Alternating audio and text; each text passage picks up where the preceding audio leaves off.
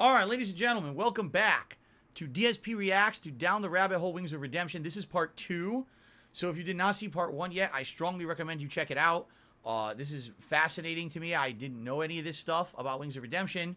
I'm learning a ton, just like many of you, I'm sure, are. And it is quite enjoyable, actually. So thank you for watching. If you're watching on stream, thanks for a crazy amount of likes. Over 500 likes and climbing on the stream. If you like the stream, please give it a like. That helps this channel for engagement. Same thing if you're watching this video on demand on my channel. Please give it a like, leave a comment. I'm fascinated to hear your feedback about this project that I'm trying today. Okay? Thank you all for your support as well. Support's been good. Let's continue. That's why I look like a jackass, because I put on silly things when people support my streams as a way of saying thank you. If you're wondering, if you're a newcomer, you're like, who is this idiot with a fucking Pikachu hat on, and why is he reflecting, you know, off of his chest like the sun? He's an idiot. You're right. It's part of the game. Okay, you guys ready? Let's continue. Wings of Redemption, Down the Rabbit Hole. 1v1 on Bog. It's finally happening. I'm very excited to see how this is going to go down. Here we go. Syndicate utilized radically different playstyles. As previously mentioned, Jordy preferred positions that offered control over the map, and once he reached them, he would remain mostly static, exploiting the strength that the location provided. Syndicate, however, preferred a more mobile playstyle, rapidly moving from location to location in order to gain an advantage over his opponent and to make himself difficult to locate and pin. An element of they would surprise play and on adapting. Bog, a map with a few long sight lines, and they would use M16s, a relatively long range and high damage weapon. These for perspective, I played a lot of Modern Warfare when it was a new game. Okay, I know this map, and I know the M16 rifle. I know all about what we're about to see. I just have never seen it. So this is going to be interesting to me. I even know Bog is an interesting map. If you take control of that central point, that big pile, you get a really good viewpoint around the map, and it makes it hard for people to take the central point again. That's how people would play it online, is they would try to dominate the center.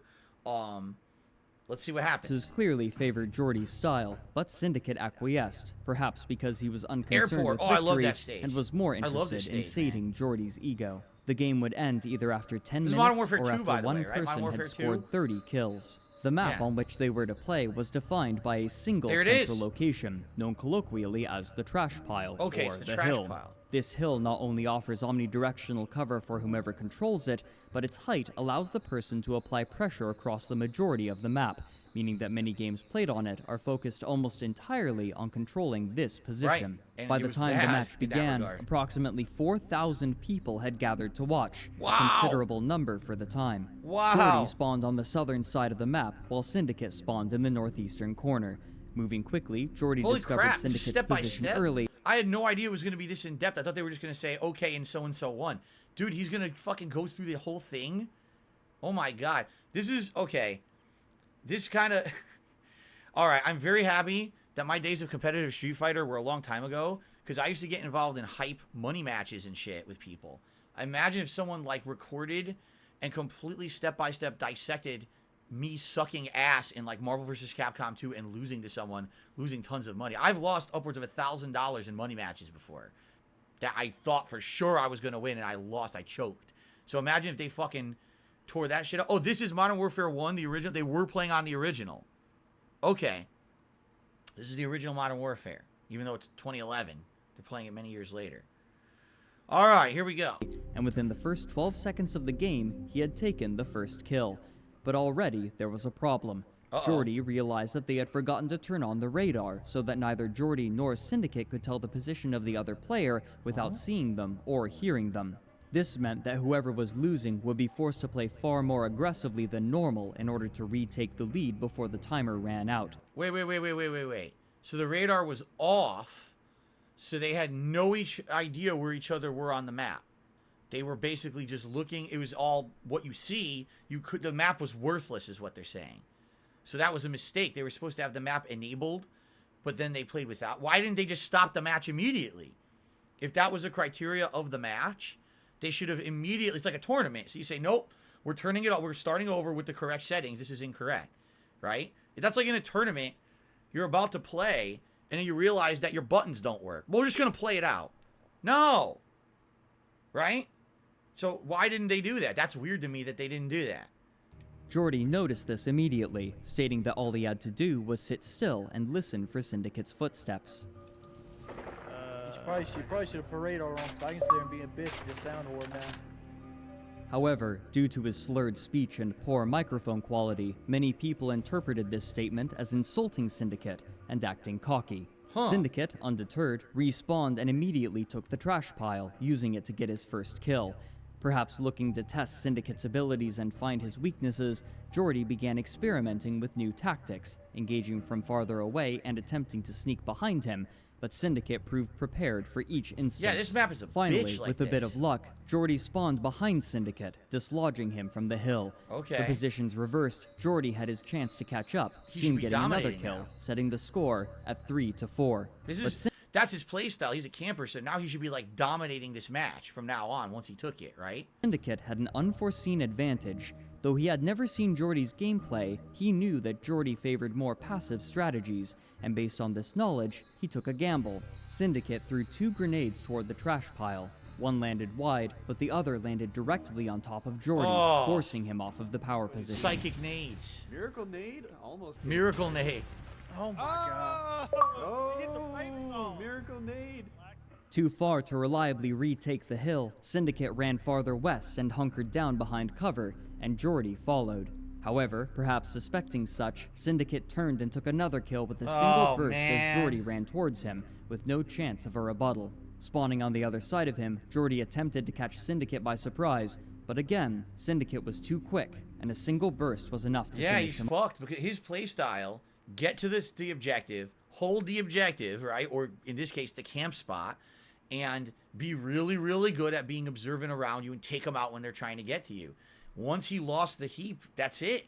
Like, he's playing someone who plays a play style that's completely different than that. That he can react fast, right? Snapping reactions. Boom, boom, boom. I see him right away. Zoop, zoop, take him out.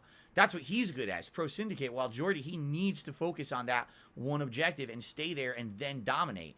And he's fucked now. That grenade literally ended the match for him. Now with over double Jordy's score, Syndicate was in a comfortable lead, defying the expectations of nearly everybody present. But while the other people in the voice call were laughing and enjoying themselves, Jordy's mood was souring. Having just insulted the ability of his opponent, and with his reputation as one of the most popular Call of Duty players, he felt pressured not only to win, but to do so convincingly. Now that he was losing, his confidence was proving more fragile than his boasts had suggested. Jordy again spawned on the trash pile, taking another kill as Syndicate attempted to reposition, but he was removed from it almost immediately after another engagement. Damn. Good lord. He's so done. How would Despite you ever his come lead, back? Syndicate chose not to remain sedentary, instead moving about the map and searching for the next engagement in adherence to etiquette. By this point, the stream had reached approximately 7,000 viewers. Jordy respawned south of the hill and made a dash for it, but was caught by Syndicate and pinned behind a piece of cover. As Jordy stayed in place, Syndicate moved west and, again predicting Jordy correctly, flanked him and took another kill. Is he still sitting over there, just crouching? I'm sorry, I can't tell you where he is. That wouldn't be right. A minute This is passed. so dumb. Why did they... Okay, whose footage is this? Why the fuck didn't they turn off their messages? It's a fucking high-level event. You have 7,000 people on the stream. Let's have constant pop-ups. Even I knew how to do that. Jesus. Fucking dumb shit. Anyway, my take on this is, I feel that Wings, if he had gone a different way with his content, all right, could have avoided all of this. Because what it was he became a top Call of Duty guy, and he felt like his road to success was to prove that he was the best. I want to show that I'm better than you, and yada yada yada. But Wings, from what I can tell, people liked his personality. They liked the stories he would tell, and where he came from. He could have been more of a charismatic content creator than always having to worry about his reputation of being the best. Like we were talking about earlier, his ego, right? Instead of that, okay, you see Call of Duty is going a different way. Call of Duty is now going towards zombies. It's going towards quick-scoping. It's going towards things you don't like. But you have a following. So steer that following in the direction where you can still have fun, but not have to be the best. that's what I did with Street Fighter. When I saw that Street Fighter was going in a direction I didn't really like, Street Fighter 4, the game got dumbed down, the controls were lax. I didn't really like the competitive nature of the game that much. I still tried for about a year. I failed. I was not going to be a top player. I said, all right, you know what? I'm going to continue to cover this stuff, but I'm going to turn it in a direction where it's entertaining rather than you're watching this for expertise. I didn't have to ever be the best at Street Fighter because I didn't position myself like that. I told you guys outright I'm not good at this. I'm just fucking around with a new character today. My Madness series online where I would focus on one character and just play them and lose a ton if I sucked with them. Who cared? That wasn't the point of the series that I was doing. I was just trying to be entertaining with the game. I think that he could have done that if he stopped pushing his ego like he did and instead was like, okay, I'm just going to be the guy who's going to be entertaining and fun. You watch me because you want my takes on games, but you don't have to worry about me being great. I don't have to be the best. But it seems like because he was so adamant on honing in on that style that he set himself up for disaster when ultimately the next generation of gamers was going to come up like Pro Syndicate. You know what I mean?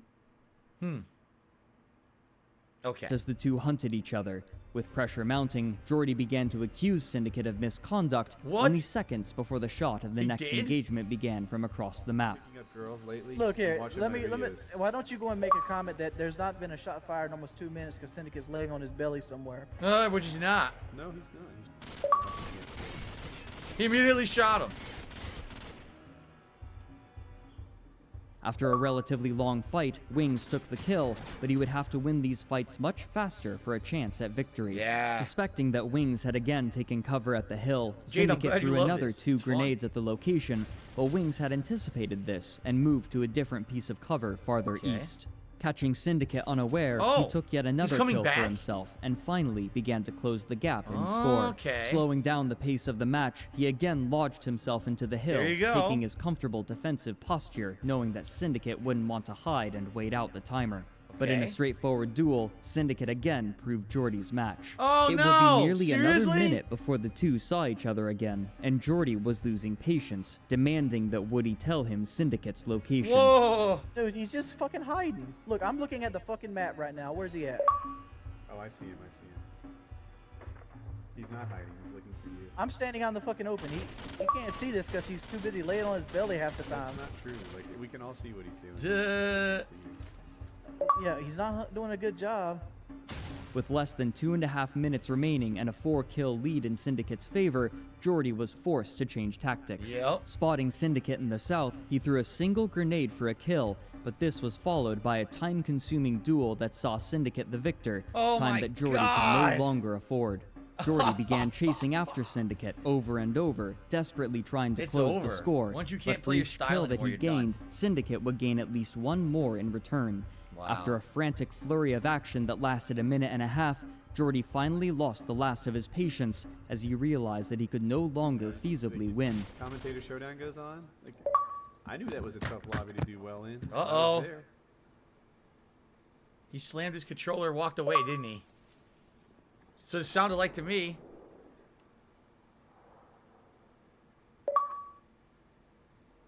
Thank you to Derek for super chat. He says, shout out Wing, stay strong, pimp. And Grubby the Great did a super chat saying, well, I watched my own video. We already talked about that. It's a goal for this month. It's not the subject of this video. Okay. Wings, did you spawn in? He's gone. I broke my controller. You broke your controller? Yeah, keep fucking laughing, you fucking faggot. Oh, come on. No. Oh, don't fucking suck. No. Fucking faggot.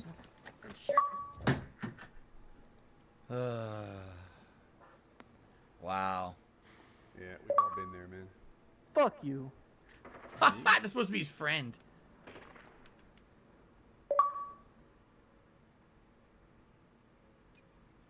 Those are so intrusive, the stupid pop-ups. Why the fuck you stream that shit? Why'd you stream it? Oh my Your god. idea. No, I didn't say stream it. Wow. Yeah, I thought it was your idea. While this loss was unlikely to make a significant impact on Jordy's reputation overall, his actions soon afterwards would ensure that it would remain one of the most memorable parts of his career. So see, like I said, I'm lucky, and here's why I'm lucky. I used to be cocky in Street Fighter, And I definitely had high-profile money matches, right? But that was a time when nothing was recorded. There was nowhere to upload the footage. No one would sit there and micro-analyze how I choked. Because boy, did I choke. Like I said, I had a whole era of my competitive days when I played Marvel vs. Capcom 2. I loved that game. But every time I had a chance to do something, I choked. I failed every time. I never won anything prominent with the game. I would always fuck up. And a lot of people made fun of me for it. I lost a lot of money in money matches. But it was never recorded and live broadcast to people all over the world. Damn.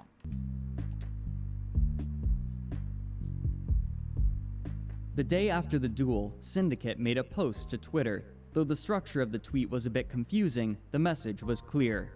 Quote, "See for yourselves. I held respect the loss for Wings yesterday, but after this, no." Attached was a screen capture of a conversation between the two of them. Apparently, Alki David, the billionaire who had hosted the Call of Duty competition the previous month, was offering $5,000 to the winner of a rematch between Jordy and Syndicate. Looking to repair his image, Jordy had approached Syndicate, offering to fix the match so he could guarantee a victory. Oh, Quote, shit! "You get $3,000, I get $2,000, but I have to come out on top." Oh, sound like a good no. deal? Collusion! Collusion! This shit happened in Street Fighter back in the day, too, where the people who knew they were essentially going to win would have collusion to share the pot. Yeah, this happened. Oh, that's terrible, dude. Thanos just hit me $2, says, "What the F? Why the F you streamed that?" Oh, man. Collusion. I don't know how prominent collusion is today, but at one point it was very bad in Street Fighter. Like, if you always knew the top 3 were going to be the same 3 people, all of a sudden you'll start watching the finals and it's like, why are they playing low-tier characters? Why are they fucking around? No good. No part of it. Syndicate flatly refused, offended by the offer. Jordy grew desperate, saying, "I need this kind of money. I don't make $2,000 a day. I got a family to feed, so money is a big deal to me. You said you wanted to bury the hatchet. What better way we both make money? And I beat you by like 1 kill in Game 5. It's a $1,000 to lose a game you're not expected to win. I figured I'd offer it." To which Syndicate replied, "No way, Wings. You just blew it, big style," and ceased communication. Wow. Jordy soon created a video discussing his loss to Syndicate and uploaded it on August 26, 2011, titling it, "I'm Only Human," in which he discussed his conduct. Now wait. We know this is real, right? This isn't speculation. That's a real call that happened. That's been corroborated by Wings himself that happened. Because again, this is some damning stuff, and I want to be sure that I am 100% watching things that's truthful. I don't want to make judgments on someone based on something that's fucking bullshit, because that will actually really make me angry. If this is corroborated stuff, guys.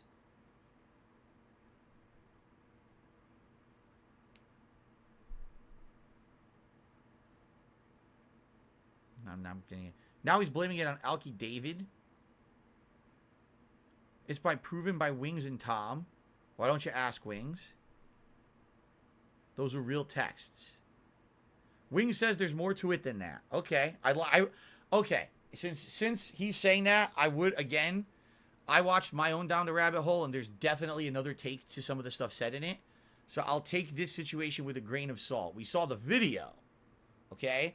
But I'm not going to believe that is the end-all, be-all of that Skype conversation. Okay? Maybe there's something else going on there. All right? Cool. One of my pet peeves is I hate losing. I hate losing with a passion. I hate losing even more when I'm the only person that has something to lose. And it's something I've been trying to get over all my life. I mean, even when I was a child, I could not stand losing. It feels like I've failed in every form and manner, period, when I lose. I felt like I wasn't good enough to the point where it's like, maybe I shouldn't be playing. Despite his attempts to address this, his comment section soon afterwards would be littered with He actually didn't get enough money from his subs, so he put 10,000 of his own money in, but nice try. Huh?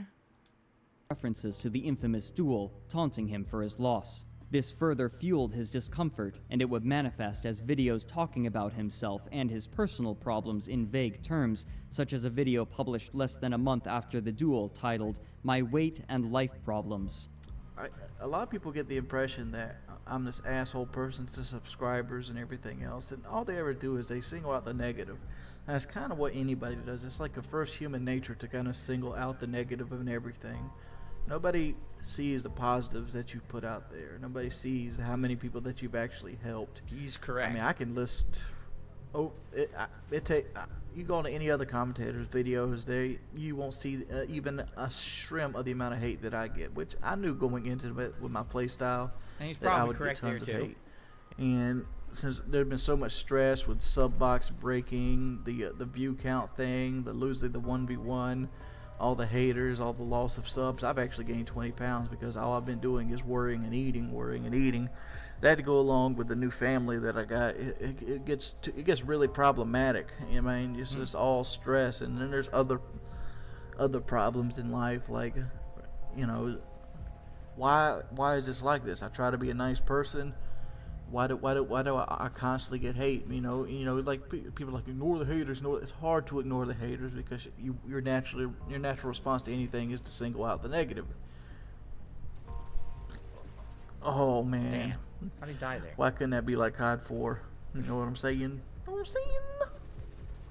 And if you ever actually wonder where that's from, that's from the Trailer Park Boys. You can check that out on Netflix if you live in I've never seen the Trailer Park Boys. Alongside his regular YouTube content, he began occasionally live streaming his play sessions in late November of 2011. However, Jordy also began to show some of his negative views of himself.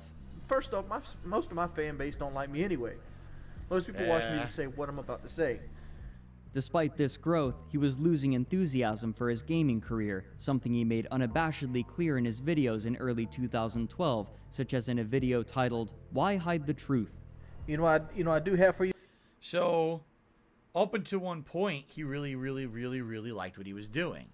But then basically when, instead of it being about him being Mr. Popular, the top guy, when it was more about let's watch him to see him rage and fail, he basically fell out of love with what he was doing. But he pigeonholed himself into a situation where this is all he could really do.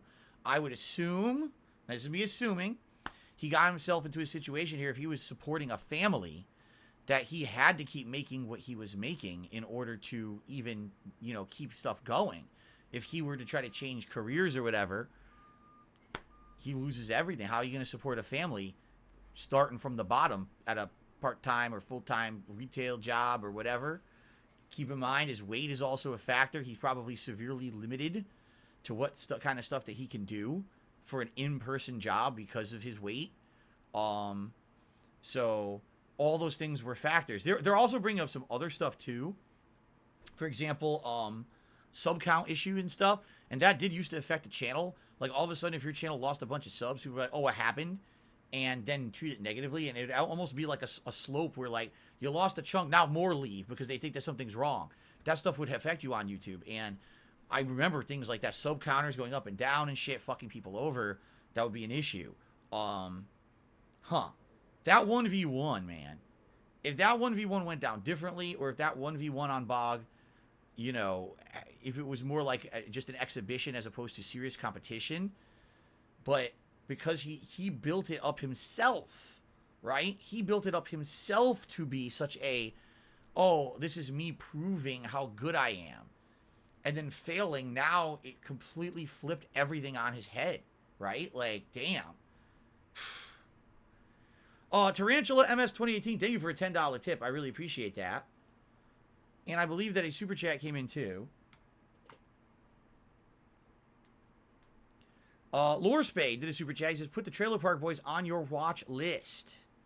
Apparently thinks that it's really good. Okay. Today, some stale ass fucking gameplay. That's what I got for you. I got it on lockdown too. And you know why I have stale ass fucking gameplay? Because I hate playing the fucking game. Wow. Plain and simple. But you know why I play the fucking game? Because it's the only thing that gets views. That's quite honest. And a lot of people want to ask you, why don't you get a real job? Real jobs don't pay as well. Mm-hmm. They don't. I mean, perfectly honest. Like, if a real job was the answer, I would have gotten a real job a year ago. In March, another significant upheaval occurred in his life. For those of you who know, I've been dating a girl named Shalene for about a year now. And today I kind of decided for a huge life change. I actually asked her to move out of the house again. I kind of made some bad decisions in my life, and a lot of it was influenced, from her being there and trying to keep her happy. And it's got me in a really bad financial situation, and I needed time to basically get my life back together. By this point, it appeared that his finances were beginning to struggle as well, stating in a video on March 11th of 2012 that he had, quote, sold most of my guns over the last year or so to keep afloat. This suggests one or a combination of three potential factors: that he was making less money than he had first shared, that his income had reduced significantly, and that he had spent so much money on Shalene that he had drained much of his finances. Later, he would share that by his estimations, he had spent approximately $80,000 on her and her children to care for them and buy them things, including a new truck in which they had eventually left. Perhaps recognizing the popularity of the content that focused more on his own life, this sort of discussion would come to dominate his videos more and more, to the point that they came to resemble vlogs more so than Call of Duty commentary. If you're going to let your... I mean, that's what confuses me about Call of Duty commentary, is like, what's the point of the video? Are you watching it for the gameplay? Are you watching it for the discussion over it? Are you watching it for both? Because that's what really confuses me about this style, and I never really understood this, that if I'm watching a gameplay video, I want to watch the gameplay and someone reacting to the game. If you're doing a Call of Duty commentary, there's not even reaction to the gameplay because you're talking about something else. That's what I never understood back then about this kind of content, but it was very, very popular, and it always confused me. Like, if I was going to make a video, I want to make a video that's gameplay and I comment on the game. You want to hear me talk about a topic, I'll go make a vlog. Why do we have gameplay with the vlog? It doesn't... You see what I'm saying? It's confusing. Thank you very much to Rebel for Super Chats. I'm thoroughly enjoying this. You have the good work. Thank you, Rebel. And, okay, yeah, I didn't miss anything. Okay. Yeah, I just never understood that. And, again, this is kind of what I'm saying here, is it looks to me like he was getting popular, not for his gameplay anymore, but because, he had a personality. People liked the guy, right? You're not going to watch someone's content and support the content if it's to some extent you don't like the person, right? At least I feel that way. Like, why would you watch him? Like, if you detest someone, are you a hate supporter? Hate watcher, maybe. I know there's a lot of hate watchers out there who watch it because they hate the person and they bring them down. But, like, obviously he had a lot of support. And I think what he should have done is stopped focusing on the quality of gameplay and all that and just made it casualized and extrapolated in the other direction, right? And it seems like that's where he's going now, but the reason he's doing it is the wrong reason. He's not doing it because he recognized this is something he liked, and this is something that he wanted to do with his content, and it was better to do that than to be Mr. Serious Competitor. But instead, it was because financial reasons he got fucked. No one was watching his gameplay anymore for high-level stuff because they didn't think he was a high-level player because he lost that bog match and rage quit it, essentially. And now he got himself into a bad financial situation where he was dumping all the money he made into someone else's family, essentially, right? And now he's screwed because even with what he's making, he can't even make ends meet. And I would assume, and this is an assumption, after that 1v1 bog, he must have stopped making as much money. Like, people stopped supporting him in various ways, I would think, because he basically lost his reputation, right? That's what I would think. I mean, I'm assuming. It doesn't say that in this video. Even Frederick Knudsen is saying he's assuming things. He's assuming maybe the income went down. That would be my guess. So if you're going to let the opinions of others dictate your life and allow you to basically not do something, like just because you're fat, it's going to allow you not to travel on a plane. Just because you're you don't think your face looks as pretty as somebody else, you're not going to go to a movie. That's in the same line and ballpark of thinking that you're in by not wanting to date a girl because she's classified as a slut. One of the topics that he would discuss frequently was his weight, as well as his desire and efforts to reduce it, which included sharing video of himself working out and recording straightforward vlogs about it. And this is my first trip to Dr. Norman since I got back on the diet. And I went and got the prescription pills again for it. And while I was there, I was weighed, and it bothered me how much I weighed at that point because I kind of realized where I was at. keep in mind, March-ish of last year, 2011, I was around 368 pounds. Wow. So within 1 year, I had put on around 100 pounds. This pressure would continue to build, and soon it would manifest in a way that would shock his viewership and further alienate him from his contemporaries and his friends. So basically it became all about his weight and his personal life rather than gaming anymore. And basically that made him different. You know, he like Madara's God just said, people enjoy watching a train wreck. And at this point, since they were realizing he wasn't going to be known as a competitive gamer anymore or a top level player, that he needed to find something else to make people keep watching. But man, when you're sharing really, really, really personal stuff with your audience, that is a very dangerous situation. I know from personal experience, from stuff, you know, that's happened with me that, you know, comes out or ends up being too much said, and then it gets either spun one way or another way that's not truthful, or it's harmful in one way. You know, you have to have a separation of work-life balance. And I know that now. I didn't used to know that. I used to vlog everything I did and put it on the internet. And that was a terrible idea. I know from experience now. The last many years, like probably for 5 years now, I did my best to build a life outside of what I do here on a stream that you guys don't know about. And that's on purpose. Now it's separated. He's thinking the only way I can keep doing what I'm doing is to make my life my business. Yikes. Right? Laughable Larry just did a super chat. He says, thanks for the positivity. The way you turned your own channel around gives me motivation to turn aspects of my life around. Well, thank you, Laughable Larry. It's nice to say. I don't know how I turned my channel around. But I appreciate the super chat. I don't know specifically what he's referencing. I don't think that things went from the, you know, rock bottom at any point. But all right, let's continue.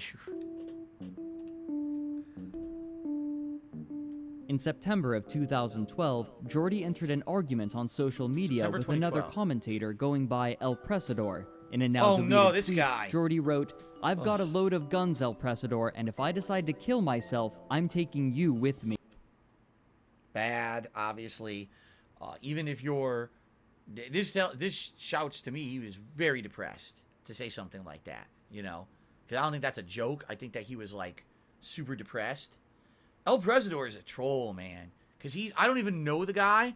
I've literally not said a word about him or to him. And he's tried to fuck with me troll-wise. And that's why I just ignore him. I don't know what the fuck who he is or what he's talking about. I just ignore the guy. But it sounds like, yeah, he got wrapped up in this too, huh? This is fascinating. Because not only is this like a history of wings, this is a history of so much shit over YouTube years. Dr. Disrespect, Keemstar, and now we've got El Presador in the mix. Semi-inept hit me $4.20. It says, if I was watching your Street Fighter video from last night, I gotta say it would not surprise me if trolls bought an Xbox Live to troll you in Street Fighter. Oh yeah, I wouldn't be surprised either. Again, I'm definitely subject to the same kind of trolling shit that he's had in Call of Duty, only for me it's other games. So. Soon, the Call of Duty commentary community was talking among themselves about Jordy's conduct, but there was at least one person that saw an opportunity.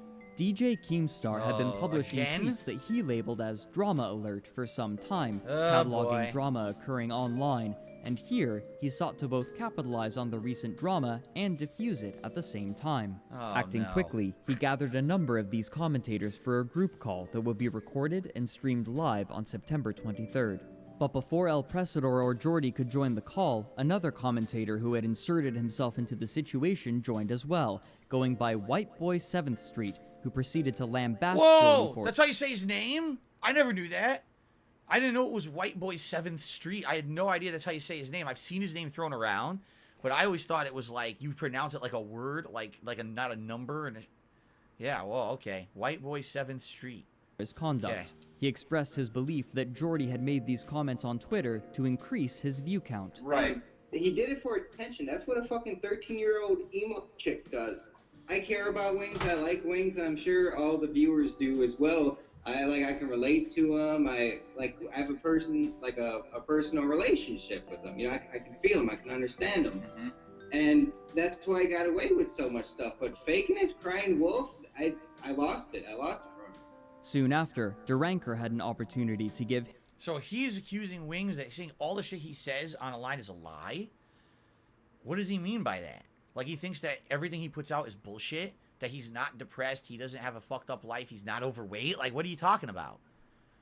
I guess what he's saying is maybe he thinks all the personal stuff Wings shared was a lie to try to get sympathy or support, maybe?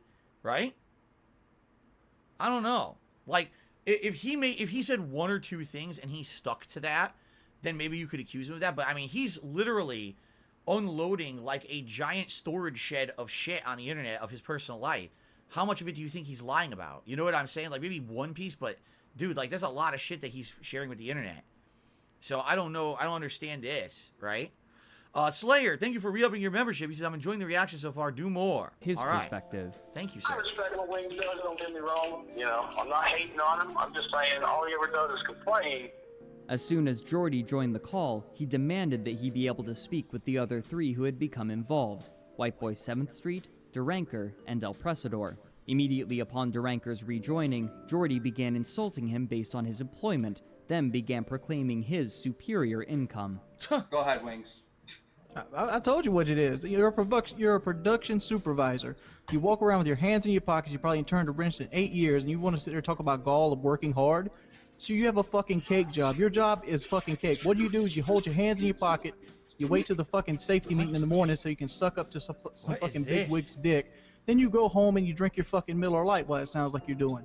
No, actually, I'm on my phone. I'm actually at work because I have a job. Anyway.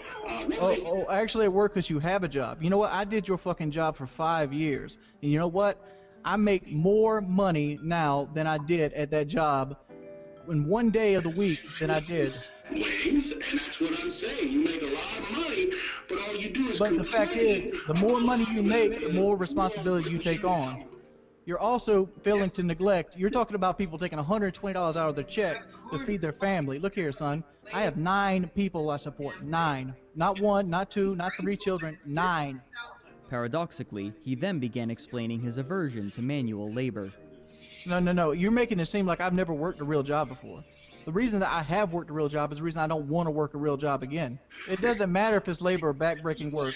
You know, if I see a person digging a ditch, you know what I don't think? That's a hard worker. I think that's somebody that fucked up in his life. What happened? Why did you do this again?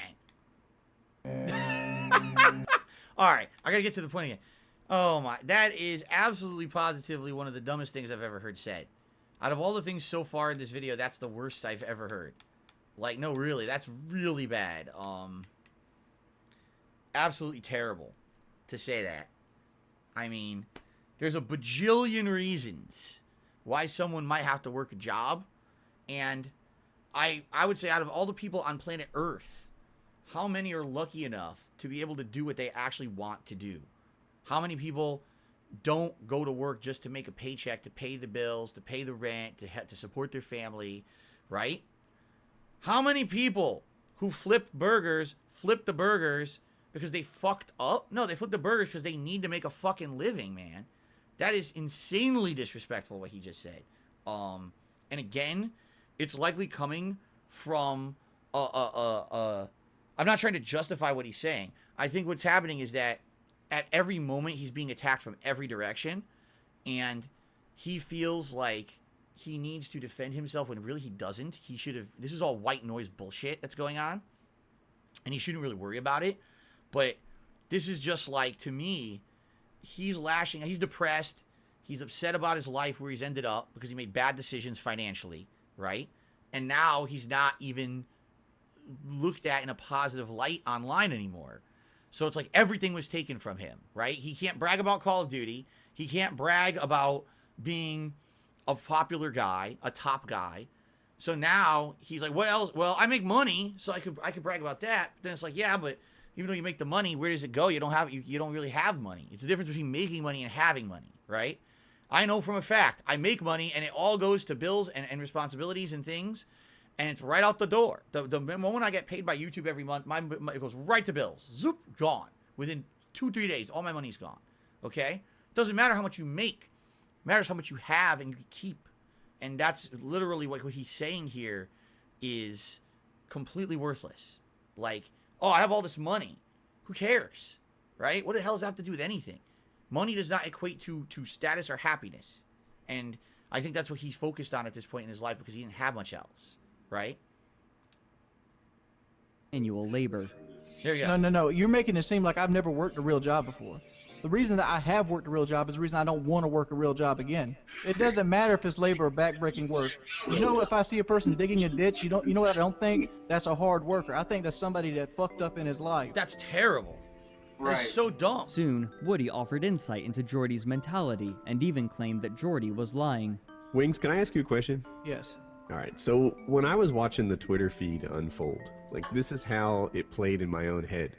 I saw, you upset, and I know you, right? You're a guy who thinks a little bit short term. When cash comes in the bank, you feel wealthy. When the bills roll in, you feel broke. When the views are high, you feel, if you have a good day view-wise, you feel like things are awesome. If you have a single bad day view-wise, you worry that the world is crashing. So I watched you on YouTube, and I thought, you know what? He's not joking or putting on a suicide hoax. He's just a guy who has extreme feelings and like there's no sort of long-term, like moderation filter on there. If I get 700,000 views today and 30,000 views tomorrow, I feel like I got 730,000 views over 2 days. You feel like, oh my gosh, my channel crashed today. The world is ending. And so when I watched your Twitter thing and saw White Boy respond to it, I felt like White Boy was off target because he's like, oh my gosh, this guy faked a hoax. I saw it. I felt like you claimed it was a hoax as a way to change the topic and end the beef. Wings, it's been kind of... Franklin Thorpe Gamer did a super chat saying people are ribbing you for pausing your stream, but it's entertaining. Good on you for taking a risk. It's paying off. Yeah, I don't care what people say.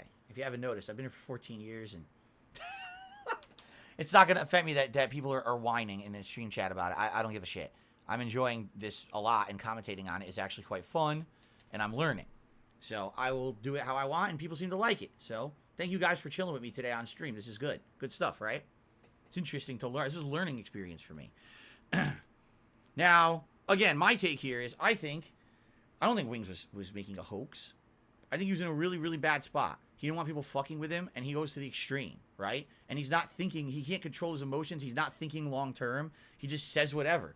So he just fucking unfiltered, bloop, say it out there. Now people are like, wow, dude, you realize you just threatened to kill yourself and others people, right? Like, I'm surprised he still has a Twitter after that they didn't like suspend him or whatever. Reflected did a super chat. Says love the stream. Thank you, Reflected. It's kind of been you versus the world tonight. No, it's always me versus the world, dude. It's been like that for the last 3 years of my career. I'm pretty the world then. I'm pretty much, Scarface of the YouTube community. I'm the bad guy. I'm the camper. I'm everything that personifies everything bad. Say that way. You were the Scarface of the YouTube. Duh. After a bit more arguing, Jordy began to threaten and insult White Boy, while Woody unsuccessfully attempted to defuse the situation. You're real close to me just telling you what you actually make.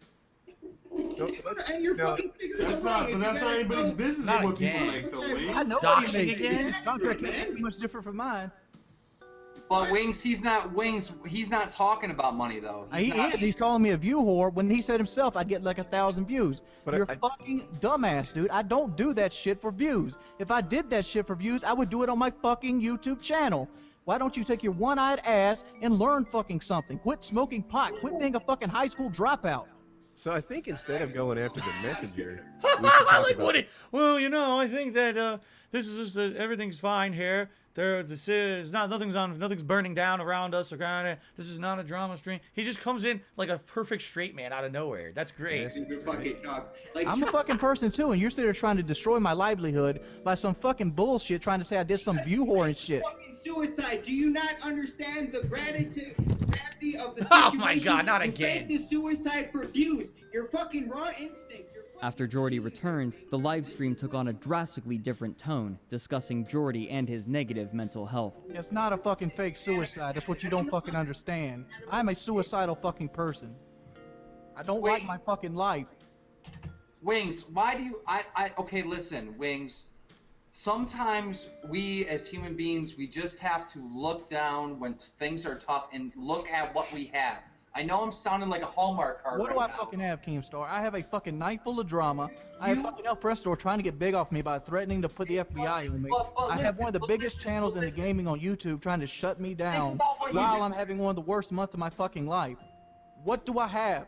Wings, think about what you just said. You said that you have El Presidor trying to get big off of you. Now, do you really believe that? Do you really believe that? El Presidor's a fucking leech. No. But what I'm saying is, if El Presidor is really just trying to get big off you, that is an awesome thing. That's a compliment. It's not an awesome thing. It hits you all at once, dude. Have you ever? Well, you probably have. You gotta look at it glass half full, glass half empty. You have so much, and people in this community, look up to you. All right, they do. They do. People in the community actually look up to Wings. Wings has been around for forever, and as much as people battle with you, people do respect you, and admire you. Look at how many people tune into PKA. No offense to Woody, but if you were out of it, it'd be probably like half the people. Well, he is out of it, right? And what happened? I actually don't know the answer to that. I would think he probably is still going and has support. I don't know if it tanked after he left or was kicked out. I don't know the situation yet. Maybe they'll explain that in this, right? They'll explain what happened to it. But I do have one thing I want to say here, all right? And it's about this individual who's on the screen right now, all right? And I do have to say this, and I know, oh boy. Watching this video, all right? And you're watching this segment, okay? And you're like, oh, this segment makes Keemstar look like a good person because he's actually the voice of reason. He's coming in here and he's saying, listen, your life isn't that bad.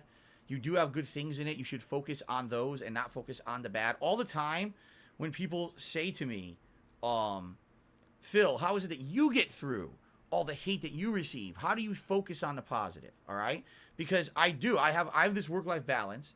I've separated my life from what I do for a job. I love my job and I love my personal life. I don't like the drama bullshit that other people try to drag me into. But if you notice, I don't involve myself in that. I purposely try to separate all of that. Okay? I don't want to be involved in that shit. And it sucks that there's drama that gets involved, but I focus on the great positives that I have in my life. All right? And that's what keeps me going. When someone comes on my stream and says, hey, guess what?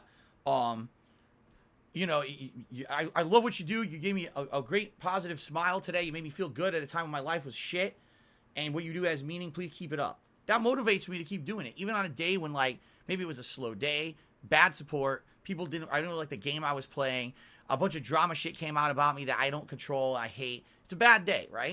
It still motivates me to keep going because I know that I'm helping people out there in some capacity. Even if that's not the intended end goal of what I'm doing, it's nice to know that what I'm doing is helping people out there, okay? That motivates me to keep going.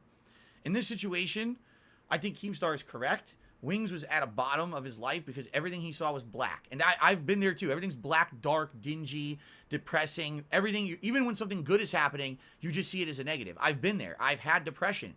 And I know what it's like when you wake up and you just hate yourself, you hate your life, you hate everything about it, and you don't see a light at the end of that tunnel. It's awful. It's really, I can understand what it's like to be in a situation like that and to feel feelings of self-harm, ending it all. Okay? I've been there, actually.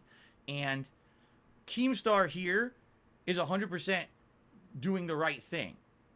But I do have to call this out. I would actually be morally, and I know this might shoot me in the foot, but I would be morally bad if I didn't say this. Keemstar creates situations like this all the time.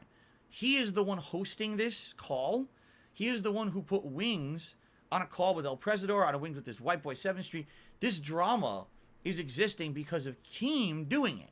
Outside of this, maybe Wings could have ignored it. Maybe Wings wouldn't have been involved in it, and he would have just moved on with his own shit.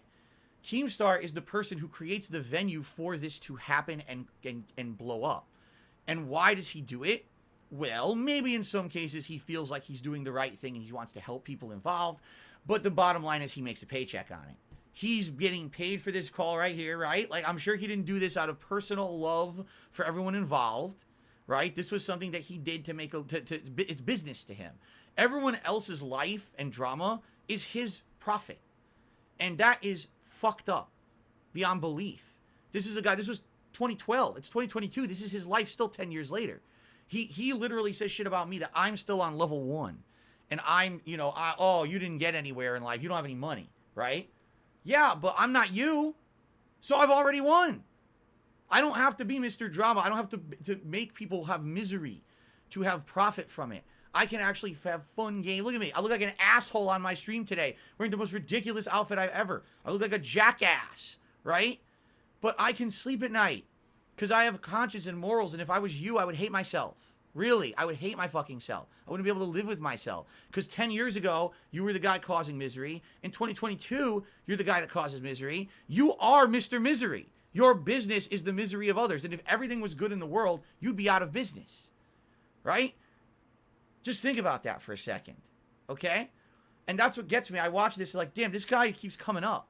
This guy keeps coming up in this documentary about someone else. Why? Because he was directly part of the misery of Wings' life so many times along the way.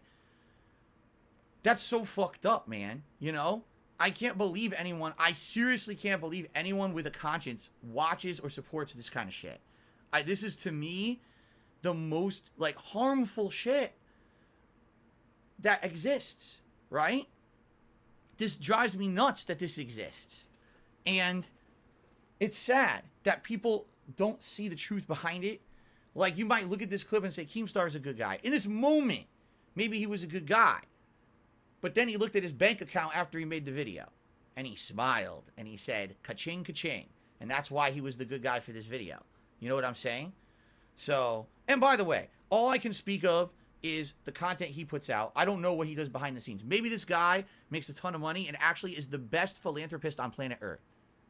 Good on him then, if that's the case. All I know is the public-facing Keemstar. And the public-facing Keemstar is disgusting. In my opinion. You could completely disagree, and that's okay. And he'll probably make a tweet about me today and rant about it in his video with his fucking little beard and everything. No one cares. I don't care about what he has to say about me and my content. I'm just telling you my take as someone who's been around the block, seen the evolution of YouTube, and I see so many people get pulled into that fucking black hole, that toilet of bullshit. It's fucked up. Fucked up that this guy's entire living is making money off of misery, right? I hate that. That is something I will always disagree with, that people can make a whole business off of misery. That's like, you know, you can always take a better high road. You know what I'm saying? And he never did. He was always, like people say, he's the TMZ. That just kills me. He's still popular. He still makes a living doing it. He did 10 years ago. He's still there. And no, how? How do people not understand? Right? This whole video, this whole situation we're watching in the documentary could have been avoided if this call never happened. Right? I don't know. Anyway, let's get back to it, because this is not about Keem, but I had to say something. When I'm watching this, I'm like, dude, he's here again? He's in it again? Again. This is the third time he's popped up in the fucking documentary already. Okay. There. What do you think is the biggest thing, Wings, that's missing out of your life right now? What is the root thing that's making you this depressed, I guess? I mean, is there something really missing? Because people look at you from the outside and say, that guy's got a lot, you know? I don't know. I honestly can't answer that question. Are you missing the girlfriend? I mean, I know money became a situation, but are you missing that companionship? No, dude. I've had other girlfriends since Celine. I mean, I can't honestly answer that. I mean, I just don't feel fulfilled. I feel like I'm going nowhere. About an hour into the live stream, however, the tone shifted dramatically again as El Presador joined by calling Keemstar on the telephone. Though it was often difficult to understand him, it was clear that El Presador was still intent on calling the FBI.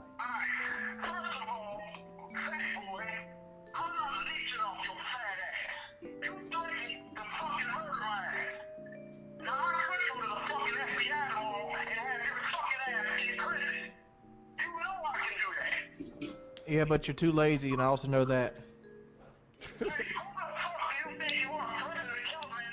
In the midst of this, however, Jordy made a remarkably prophetic statement. I think El Presador is one of the main instigators of my frustration. Like, generally, when I'm feeling bad, he's the person there to try to kick you when you're down.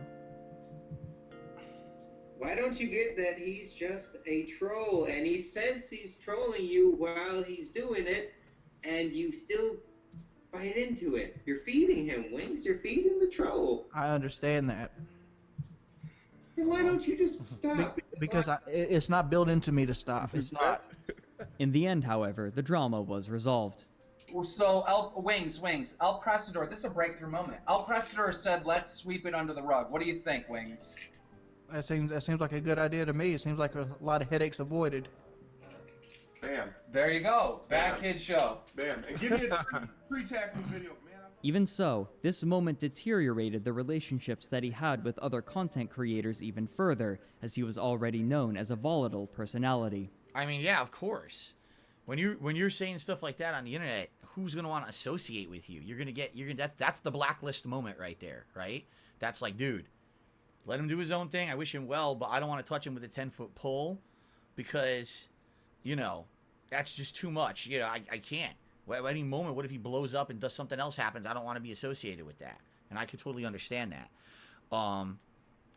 Shout out to Daddy McChatty, who did a super chat saying this is the best stream ever. Thank you to Daddy McChatty. I appreciate that.